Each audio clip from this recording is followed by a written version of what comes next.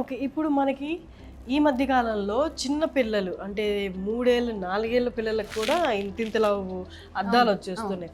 దానికి ఆయుర్వేదిక్‌లో సంజీవని నేత్రాలయాలో పరిష్కారం ఉందా? వాటిని మనం మయోపియా అని అంటాము. అంటే ఎప్పుడైతే మనం దగ్గరది అయితే ప్రాపర్గా చూడగలుగుతాము, కానీ అదే దూరం ఉండేసరికి అది చూడలేము. అలాంటి కేసెస్ని మయోపియా అంటాం. నార్మల్గా -1, -2 ఇలాంటి పవర్స్కి ఎక్కువ ఇబ్బంది ఉండదు. కానీ ఎవరికైతే -5, -6 ఇలా మోర్ దెన్ -5 పవర్ అయితే ఉంటుందో ఆ కేసెస్లో దాన్ని హై మయోపియా అని అంటారు.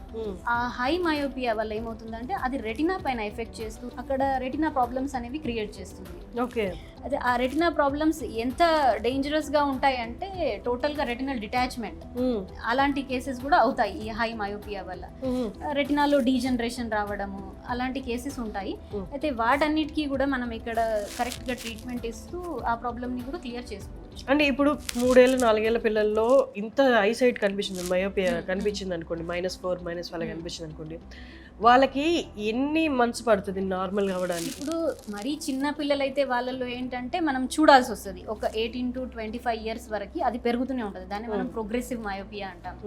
అదే వాళ్ళల్లో మనం అబ్జర్వ్ చేస్తాము. అది ఆ పిల్లలలో కూడా ఆ పవర్ని రిడ్యూస్ చేసుకోవడానికి, విజన్ ఇంప్రూవ్ చేసుకోవడానికి మనం ఇక్కడ ఓరల్ ట్రీట్మెంట్ కూడా ఇస్తాము, థెరపీస్ కూడా చేస్తాము.